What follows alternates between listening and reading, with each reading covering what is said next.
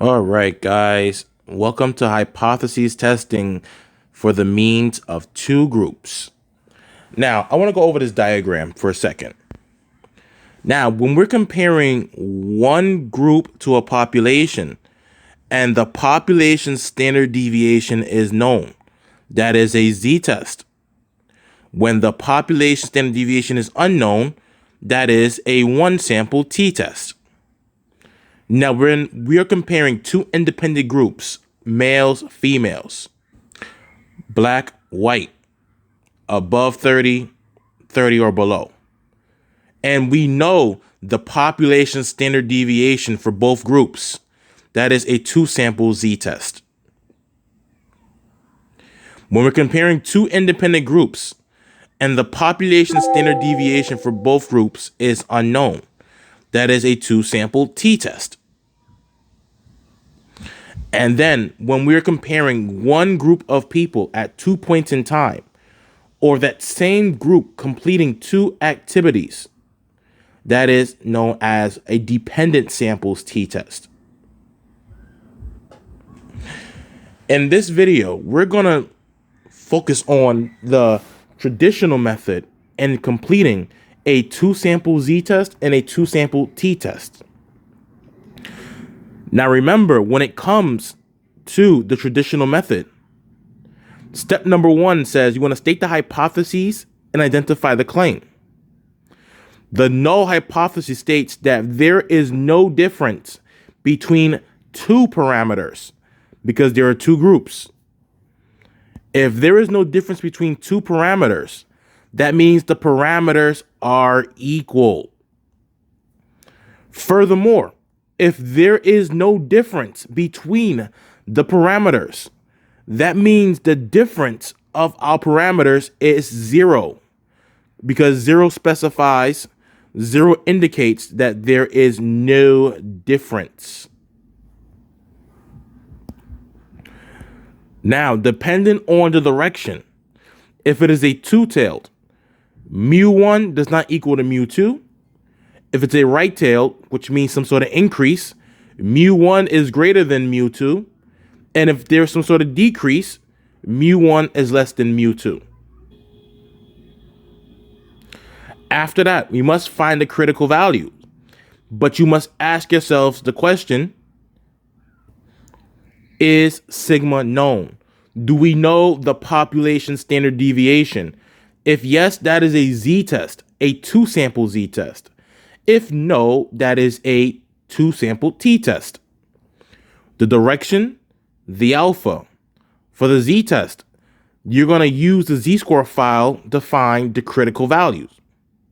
Once again, if it's left-tailed, the critical value is negative. If it's two-tailed, the critical value is positive and negative. If it is a t-test, after you state the direction and the alpha level, you must find the degrees of freedom for both groups. Use the smaller degree of freedom. Go on a t-distribution, find the critical value. If it's left-tailed, the critical value is negative. If it's two-tailed, the critical value is positive and negative. Step 3, compute the test value. If it is a two sample z-test, we're using this. A two sample t-test, we're using that formula. Same formula, except one uses sample standard deviations, and the z-test one uses population standard deviations. Make the decision, draw the bell-shaped curve, place the critical values on the bell-shaped curve, find where the test value falls. If the test value falls in the shaded area, reject the null hypothesis. If the test value falls in a non-shaded area, we do not reject the null hypothesis. If we are rejecting the null hypothesis, there is enough evidence to support the claim. If we do not reject the null hypothesis, there is not enough evidence to support our claim. So in this video, we're going to do the traditional method and see which one is a z-test and which one is a t-test of two samples. Number 1, a study using two random samples of 35 people each found that the average amount of time those who spend in the age group of 26 to 35 years spent a week on leisure activities was 39.6 hours, and those in the age group of 46 to 55 spent 35.4 hours.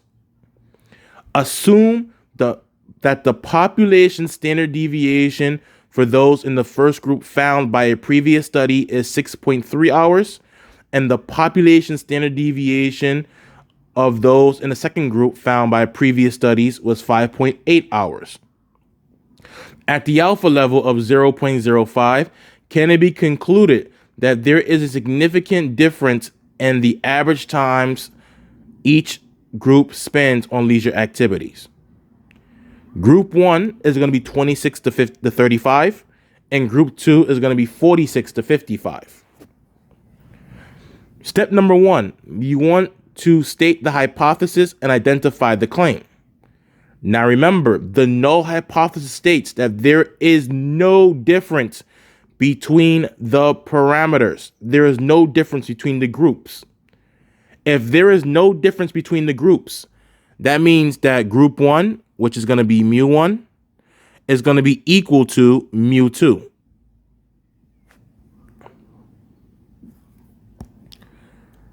Now, we want to write the alternative hypothesis, which specifies that there is some sort of differences between the groups.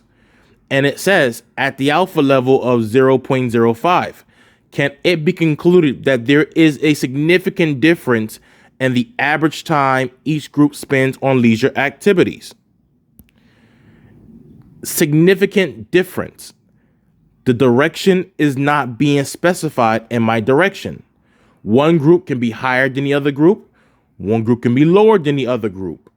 Because the direction is not specified, this is a two-tailed test, such that mu1 does not equal to mu2.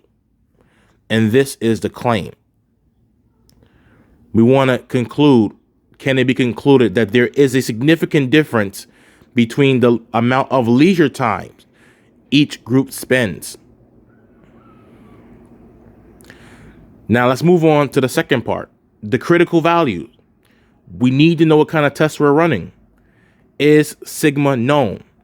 Do we know the population standard deviation? And the answer to that question is yes. Because we know the population standard deviation, this is a two-sample t-test. Sorry, a two-sample z-test. We have two groups. The population standard deviation for the first group is stated right here. And for the second group, it is stated down here. We know the population standard deviation for both groups. The direction is a two-tailed test.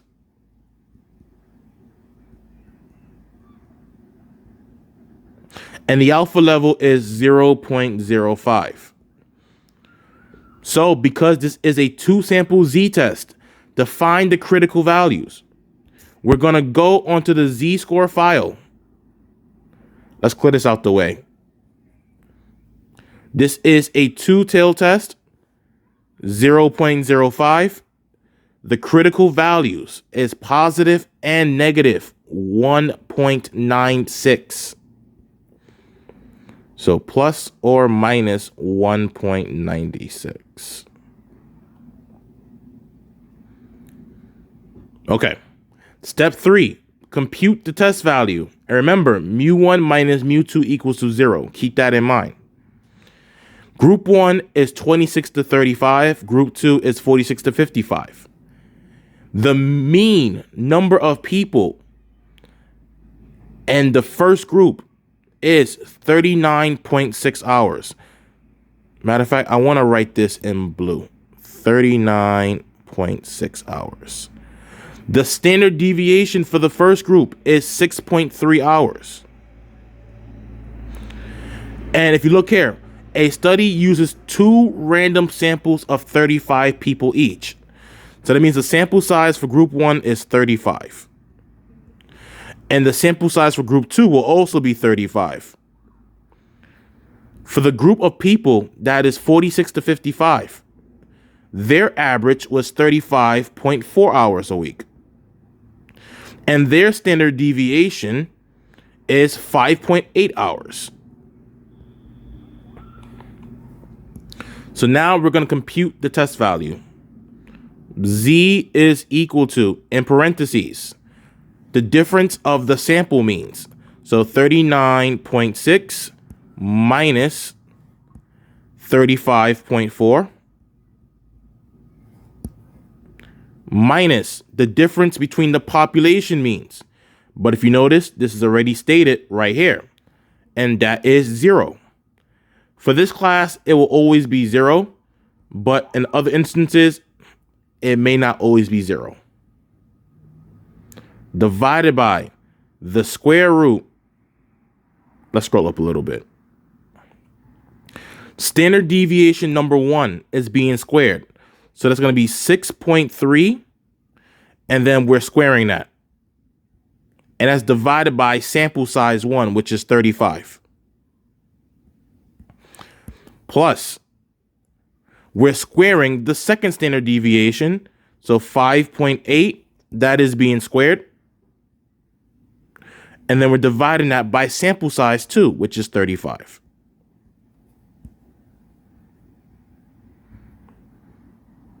And now we're going to compute. Let's subtract the tops. So 39.6 minus 35.4. That's 4.2 on top. Divided by, okay. Let's do the first fraction. 6.3 squared divided by 35. Let's take 2 numbers after the decimal. That's going to be, no, we'll take 3 numbers after the decimal. 1.134. Let's do the next one. 5.8. That's being squared. Divide that by 35.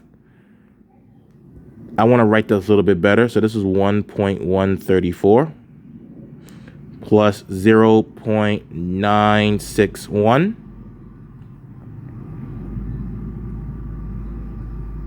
So now, after that, put the approximation sign. We're going to do, put the equal sign rather, 4.2 divided by, let's do the bottom. So that's the square root of 1.134 plus 0.961. Let me scroll back up. Yep, 961. Let's take 3 numbers after the decimal. So it's going to be 1.447. And then when we divide the top and the bottom,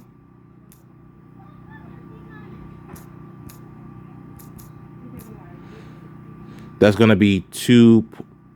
I want to do this. 2.90. The z-score should be 2 numbers after the decimal when you round. And this right here is our test value. Now, if you're comfortable with this, you know that we're going to reject the null hypothesis. Because after you compute the test value, for step number 4, you want to make your decision. So we drew the bell-shaped curve. We placed our critical values on the bell-shaped curve. And now, let me zoom out just a little bit. We want to find where the test value will fall. The test value is 2.90. That will fall on the right side, and that will fall right here within the critical region. And because it falls in the critical region, we are going to reject the null hypothesis. Scroll up to the top. Reject the null hypothesis. Put a line through it, which means you're taking the alternative hypothesis. And the alternative hypothesis is the claim. There is enough evidence to support the claim. There's enough evidence to support the claim that there is a significant difference in the amount of leisure activity each group spends. I should use the word has. Have. There we go. All right. So that is what the 2 sample z-test looks like. Really the same approach as the 1 sample z-test. Of course, the test value is going to be a little bit more difficult to compute, but that shouldn't make that much of a difference. All right. Number two. Number two, a study was done to see if there is a difference between the number of sick days men take and the number of sick days women take. A random sample of 29 men found that the mean number of sick days taken was 4.5 and a standard deviation of 1.23. A random sample of 30 women found that the mean time was 5.7 and a standard deviation of 1.19 days. At the alpha level of 0.05, used the traditional method, can it be concluded that men use less sick days than women? Okay, we want to write the null and the alternative hypothesis. Group 1, because men is stated first, 1 is going to be for the men, and group 2 is going to be for the women. Now, the null hypothesis states that there is no difference between the parameters. If there is no difference between the parameters for group 1, which is men, and group 2, which is women, that means they are equal. What's going on here? So that means mu1 is going to be equal to mu2. Once again, identify your groups. Now, the alternative hypothesis states that there is some sort of difference, and which usually is the claim. It says at the alpha level of 0.05, can it be concluded that men use less sick days than women? Less is the indicator for the direction. So that means mu1 is going to be less than mu2. And that is going to be the claim that we're trying to find evidence to support. Number 2, is sigma known? Is the population standard deviation given to us? The answer to this question is no. Sigma is unknown. Therefore, this is a 2-sample t-test. And the reason why the population standard deviations is unknown is because if you look, the standard deviation for both groups, for the first group and then for the second group, the standard deviation for both of those groups is found in the same sentence as the sample. A sample of 29 men had a mean time of 4.5 and the sample standard deviation of 1.23. A sample of 30 women had a sample mean time of 5.7 days with a sample standard deviation of 1.19 days. Both of those are sample standard deviations, which means the population standard deviation is unknown. The direction is left-tailed. It's to the left, one tail to the left. The alpha level is 0.05. And because this is a t-test, you must find the degrees of freedom for both groups. The sample size for group 1 is 29. So my degrees of freedom for group 1 is going to be 29 minus 1, which is 28. For group 2, which are my women, I have a sample of 30 women. So my degrees of freedom is going to be 30 minus 1, which is 29. Use the smaller degree of freedom. So the degree of freedom that I'm going to use is 28. Now we're going to go onto the t-distribution. It is a one tail to the left, so the critical value should be negative. Degrees of freedom 28, and the alpha level is 0.05. Okay. One tail, 0.05. Degrees of freedom is 28. That critical value is going to be 1.701, but because it's to the left, that is going to be negative 1.701.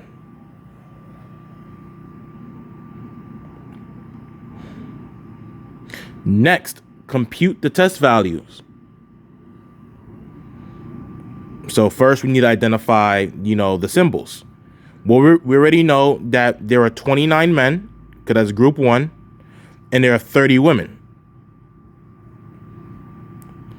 The mean number of sick days for our men was 4.5, and the standard deviation for the men is 1.23. For the women, the mean time is 5.7 days, and the standard deviation is 1.19. Let's compute the test value.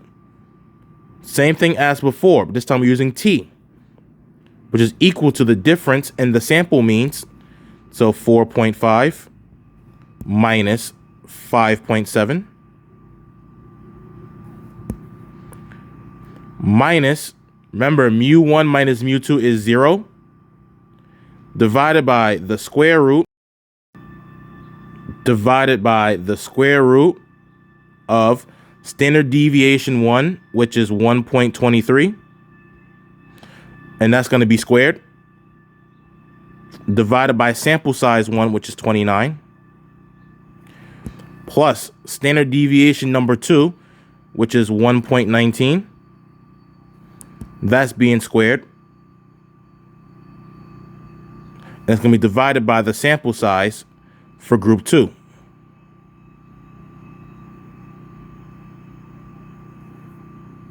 Let's calculate. When we do the top, that is going to be negative 1.2. Let's find the bottom. Let's do it piece by piece. 1.23 squared divided by 29.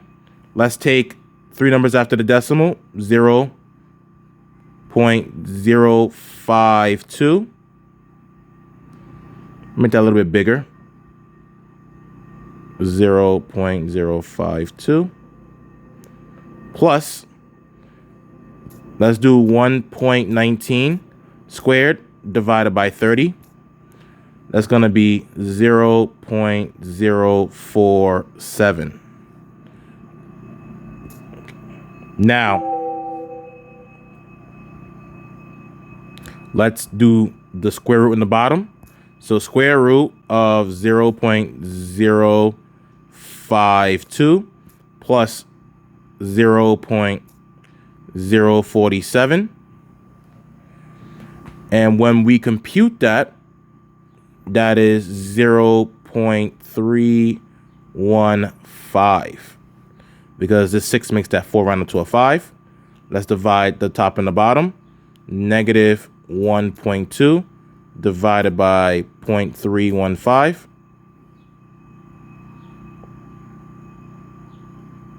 Negative 3.806. Because this 5 will make... Actually, no. Make sure I'm doing this correct. 3.8095, so 3.810.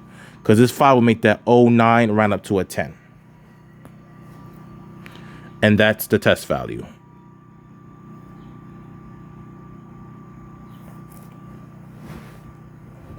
Now we must make a decision. Draw the bell-shaped curve, place the critical values, and make your decision. Okay, now let's make our decision. Our test value is negative 3.810. And that will fall on the left side, and that will fall in the critical region. Because it falls within the critical region, we are going to reject the null hypothesis.